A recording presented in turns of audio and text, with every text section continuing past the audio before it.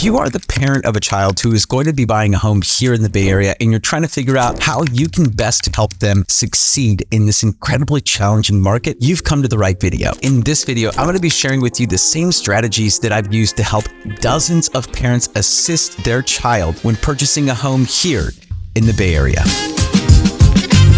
For those of you who are new to the channel, my name is Danny Gould. I'm a real estate agent, hotel investor, and avid CrossFitter. And over the last decade, I have helped hundreds of families buy homes here in the Bay Area and have sold well over $250 million worth of residential real estate. So I know a thing or two about what it takes to get the job done here in the Bay Area. And believe it or not, the number one type of clientele that I get from this YouTube channel is you, the parent that is looking to help their child buy a home here in the Bay Area. Now, your child might be relocating to the Bay Area for a job. They might have just graduated school here in the Bay Area or somewhere else and are coming over here to get a start in life. Or they may have been working here for some time now and they're finally ready to move on to that next chapter in life, but they're stuck because if you haven't heard, the housing here is kind of expensive. And so a lot of home buyers here in the Bay Area, a lot of first-time home buyers actively seek the support of their parents in order to buy a home here in the Bay Area, in order to buy their first home here in the Bay Area. And so if you're a parent watching this video who's either going to be helping their child, through the emotional part of this journey, through the knowledge part of this journey, or if you're actually going to be helping them financially throughout this home buying journey, I just want to commend you, first of all, for being such a great parent, because your support means the world to them. I know that for a fact. As a first-time home buyer here in the Bay Area, it can be incredibly daunting. And so to have someone like yourself that's in their corner, that's helping them through this, incredibly daunting time in their life, I know is a huge blessing. And so kudos to you, speaks volumes of you.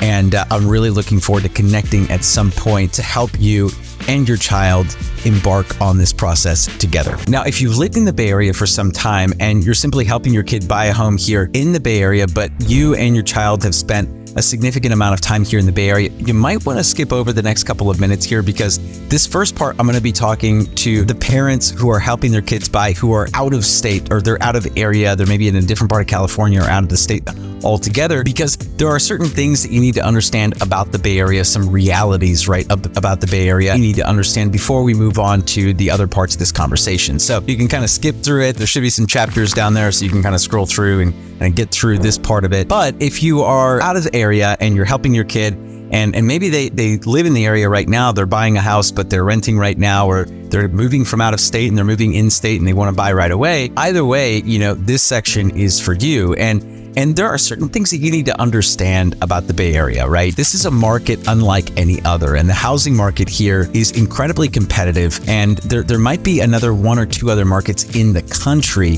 that are as competitive as this one. Now, in this market that we're in, it is very common to see homes selling for well over listing price. We generally are in situations that we're up against other offers, so we're competing against other buyers for the same house. And it's not uncommon to see homes go for several $100,000 above list price. Now, in the Bay Area, it's also very common for homes to be listed below their actual market value. And so let's say a home is worth $1 million, right? Well, it might be listed at $899. So it going $120,000 over list price might seem, oh my God, that's $120,000, that's 12% or 13% over list price. Well, it's actually only 2% over market value, or the last comparable sale. And so there are these mind games and things that happen here in the Bay Area that they do happen in other parts of the country, but not nearly at the same scale as they happen here. And it's so sometimes psychologically there's an adjustment period, right? And so, finding an agent like myself that's going to help educate you and guide you and present to you data that's going to help you understand the realities of the market is important, because just how I'm giving you kind of this macroeconomic outlook on the Bay Area housing market in general, it's equally important to understand what the microclimate is in the areas that you're going to be looking in, that your child is going to be looking in, because in those areas, things might be totally different, right? There's some neighborhoods right now that are going well over list price and there's multiple offers, just like I mentioned. And then there are some markets where some neighborhoods where you have, quite a few homes on the market right now. Inventory is sitting on the market for, maybe 15, 30, 45 days or so on average. And that's just the new normal. And those areas are typically not predominantly multiple offer markets right now. It's just, hey, go in, find the home that's right for you and make an offer at a price that you think is fair and start negotiating with the seller. And so they're different markets right now. They're different microeconomic climates within the greater Bay Area. And so you need to understand kind of like, what the situation is in the specific area or areas that your child is going to be looking in. And that's something that we do kind of at the beginning, right? So when I sit down with a client like yourself who's in this situation, the very first thing we do is we go over the realities of the market or markets that your child would be interested in purchasing it, right? And so we go through the data, we go through some comparables, and we start to really analyze and assess the market for what it is, or the markets, the areas for what they are. And that's just a part of the initial consultation, right? A challenge that frequently comes up with clients that are in the situation that you're in is that, if the child hasn't spent a lot of time here in the Bay Area and the parent hasn't spent a lot of time here in the Bay Area, we typically run into a lack of general knowledge, right? When it comes to which neighborhood or which areas should I buy in? And this is something that comes up very frequently because let's say that you're getting moved here, you're being relocated here for a job. Well, a lot of times you're not going to have a lot of time to really get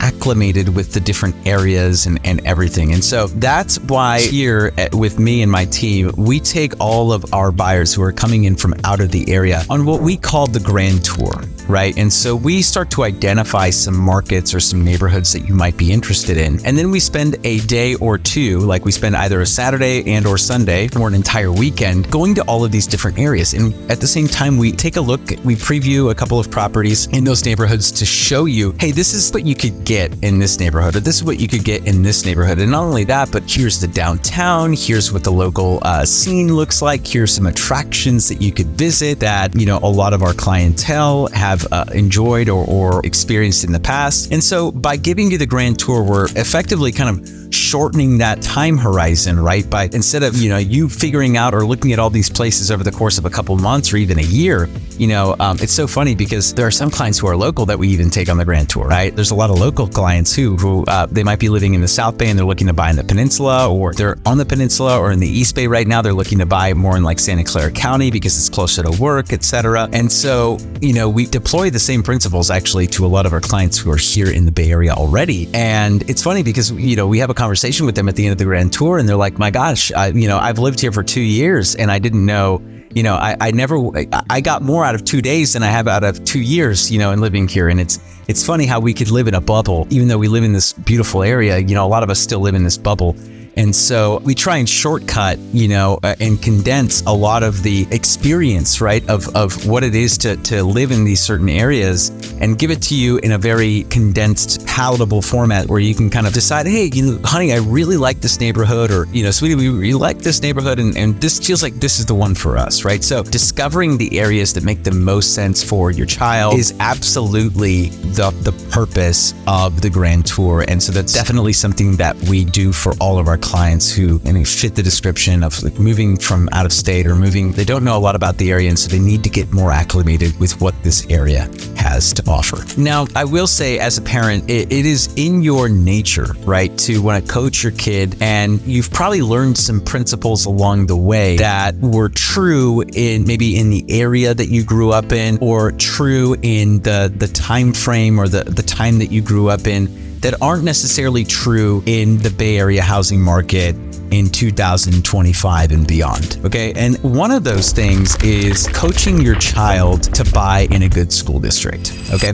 Now, if they have children, they absolutely should buy in a good school district, right? If they plan on sending their kids to public school. But a lot of the people that are in the situation, a lot of the clients that I've worked with who are in the situation that you're in, their child is usually single. Sometimes they have a significant other, but there's no presence of children, right? And without the presence of children, the need for a school is kind of farther on out, right? At the very least, even if something were to happen tomorrow, right? We're looking at, 5 to 6 years before they're in need of a school. And a lot can happen in 5 to 6 years. So a lot of parents coach their kids to buy what they don't need. And unfortunately, or the reality is that in the Bay Area, there's a lot of up and coming neighborhoods that are actually appreciating at a faster rate. Okay, so here's what parents were taught: buy in a good school district, even if you don't have kids, because it's a good investment. That's 20th century Bay Area thinking. 21st century Bay Area thinking is, what are the up and coming neighborhoods that are appreciating at a faster rate that don't have good schools right now, but maybe will have good schools in like 5 to 10 years from now? And because of that, the neighborhood is appreciating at a faster rate because the housing is more affordable.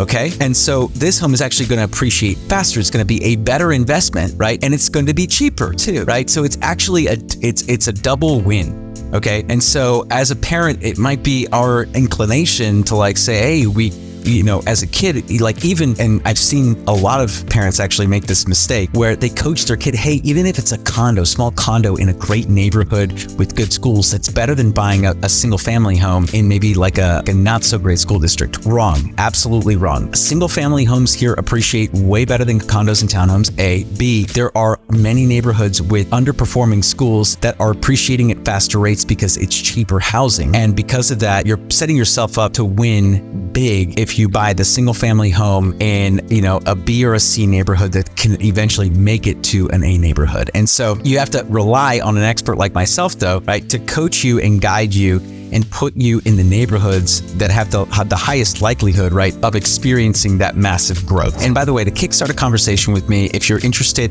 in learning more about how me and my team can support you and your child in this home buying process, you can text the word consult to the number down below. That's consult to the number down below. And I will reach out to you personally to set up a time for us to get together and either via Zoom or in person and go over this home search in detail and get you set up for success, because that's really the whole point of that consultation is to craft and create a strategy that's going to get you and your child from where you are now to where you want to be. And so now, with all of that being said, I'm going to invite the individuals who are maybe living in the area as well, who don't necessarily fit the description of like an out of state or out of area parent of a home buyer. This is now for everybody, right? And the next thing that we're going to be talking about here is financing, right? And how you could assist your child with the purchase of their home. So there's a lot of parents who come to me that say, Danny, I want to help my kid financially in some way, shape, or form buy a house. And, first of all, amazing that you can do that. And I hope that your child knows how blessed they are, because it is rare to have parents that can do this, right? This is not normal, right? But it is something that I run into quite frequently, just because that seems to be the kind of individual that is attracted via my YouTube channel, right? And so a lot of you right now are probably watching this saying like, wow, this literally sounds like me in my situation. And if it does, then I'm excited to be able to, bring you some value. And so, from a financial perspective, there are two main ways, or really three main ways, right? The first way is come in with a briefcase full of cash and just pay for your child's house outright. And I've had several parents do that, and that's amazing. And if you can do that, there's not much more to talk about, right? The only thing to really think about at that point is how you want to take title, right? And taking title, do you want them to be on title? You probably do, but you probably want to take title in some capacity where you are tenants in common, right? But there's several different ways that you can hold title at that point. You might just want to take title yourself, and then after a certain period of time, put them on title. There's so many different ways to take title if you're going to be paying cash, and so many different things to think through since there is no leverage. But assuming that you're going to be, or that your child's going to be financing the home in some capacity, there's really two things to think about here. Do we want to just provide gift funds, right? Do we just want to provide funds for the down payment, which is possible, and you can do that if you're not aware, or do we actually want to co-sign for the loan? And so there are different reasons why you might need to do one or the other, right? And a frequent reason for co-signing is lack of credit history or lack of debt to income ratio, right? So a lot of kids are moving to the Bay Area. A lot of people, they're coming to the Bay Area. Their job might not be the greatest right now, or they're getting bonused in a way where like the lenders aren't really going to take that bonus into consideration. There's so many different scenarios that come up during all of this. You'd be amazed at all the complexities that can arise in this process, especially when, the child doesn't have a large work history or a long work history, but co-signing for a loan is completely different than gift funds, right? So if you are co-signing for the loan, you are effectively putting your credit right at risk. And so co-signing means that you would be, effectively, if your child were to default, and of course we never want that to happen, but if they were to default, you would then be responsible for making up for those payments. So a lot of parents end up co-signing and giving some gift funds or the entire down payment to close the deal.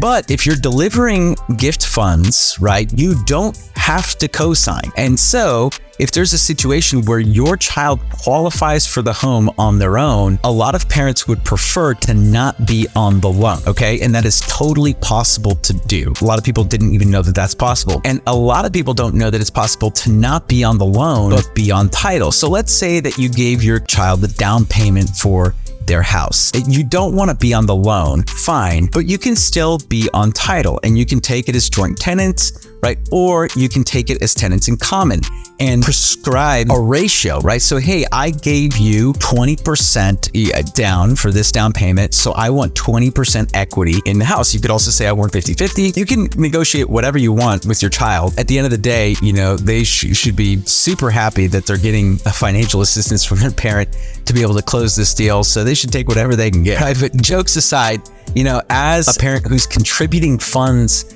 to the deal, you don't have to co-sign, right? Nor do you have to be on the loan. You can still be on title though, right? Or you could say, hey, I don't want to be on the loan and I don't want to be on title. I just want to give gift funds. That's another possibility. So there's so many different permutations here, ways that you could go about doing this. And so one of the things that we do during the consultation is I set you up with one of our preferred lenders so that you can go through just some of this exercise, right? And really start to understand what makes the most sense for you and for your family, during this process, because every single situation is going to be a little bit different. Now, one last thing to mention here before we move on to the final part of this video, when it comes to financing and securing a loan, is that all of my clients, I specifically prescribe them to get pre-underwritten with their lender. And that is completely different than pre-approved with their lender, right? So pre-approval, the bank, kind of requests some documents for you. And then all of a sudden, a few days later, they say, hey, you're pre-approved. But pre-underwriting is actually a completely separate process that usually takes a couple of weeks. And in that, the bank is completely vetting you and your child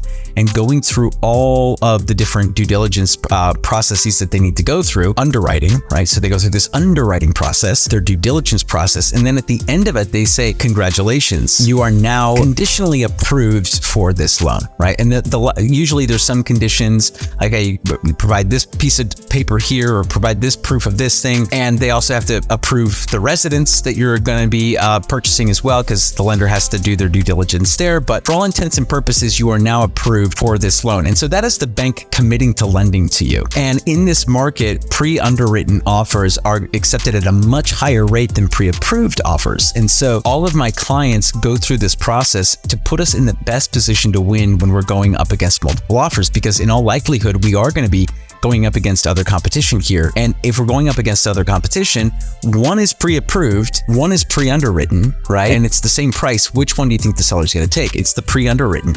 In fact, if they might even take it if it's a little bit lower and it's pre-underwritten. So this is not only a competitive advantage to get yourself pre-underwritten, it's actually a cost savings benefit too, or can be a cost savings benefit. So getting pre-underwritten is 1000% imperative. And that is also something that we'll go over in the consult. And that is definitely something that you can go over with our preferred lending team when you get into that, because that is absolutely something that is a part of this process in order to set you up and your family up for success. All right, and so this leads us to the final part of this video. And before we get into what I'm about to discuss with you, if you've made it this far in the video and you are interested in learning how me and my team can help you and your child successfully navigate this incredibly complex Bay Area housing market, you can text the word consult to the number down below. That's consult to the number down below. I will reach out to you and personally schedule a time to meet with you and your child so that we can get you and your family set up for success in this incredibly challenging Bay Area housing market. All right, so that leads us to the final part of this video. And, as I mentioned before, this is an incredibly challenging market. There are lots of situations where we're going to be going up against multiple offers. And, properties here in the Bay Area sell incredibly quickly. And in fact, some of the best properties are actually sold before they even hit the market. They're sold before they go online, before they hit Redfin, before they hit Zillow. In fact, as last year in 2024, 14% of all homes here in the Bay Area sold off market. That is an actual stat that was pulled off the multiple listing service. And working with an off-market specialist is the only way to really be able to uncover that additional 14% of inventory. Right. So what does that mean? Well, I could go on for hours about what it means to be an off-market specialist or what it means to find off-market homes. But just in very simple layman's terms, there are many homes that are advertised privately within exclusive networks. And so these networks are either agent networks. A lot of them are agent-to-agent networks. Some of them are brokerage networks. Some of them are larger networks, online networks like Facebook groups and stuff like that, where deals are passed around. And so as an off-market specialist, I've made it my job to subscribe to and belong to as many of these networks and communities as possible so that I could find out anytime there's a new opportunity in any one of the neighborhoods that you and your child is looking at. And so having access to these exclusive off-market opportunities could be the difference between, going up against multiple offers or finding a home before it's even listed and then getting in there without, hardly any competition at all. Now, during our one-on-one consultation, I will walk you through the strategies that we use to go about identifying off-market properties and off-market opportunities, as it is something that we have specialized in. We've helped dozens of buyers over the years find and acquire off-market opportunities, and there is a high degree of probability that the home that you end up buying won't be on the market, but rather off-market. And in our consultation, we'll go over exactly how we will go about identifying, sourcing those opportunities, and then ultimately, how we can tour those kinds of opportunities if and when they do come across our desk. This is just the tip of the iceberg for us. There is so much more that, me and you could discuss. And so that's really why I would encourage you to reach out to me if you haven't already. Text the word consult to the number down below so that we can get a time set up to come up with a custom strategy for you and for your child to help them get from where they are now to where they want to be. Now, if you made it this far in the video and you haven't yet subscribed to this channel, what are you waiting for? Click on the subscribe button, hit the notification bell to get notified every single time we post a new video just like this one, and click the like button. It costs you nothing and it helps me get in front of more people just like you. This is Danny Gould, everyone. I'm selling Silicon Valley, and I will catch all of you in the next video.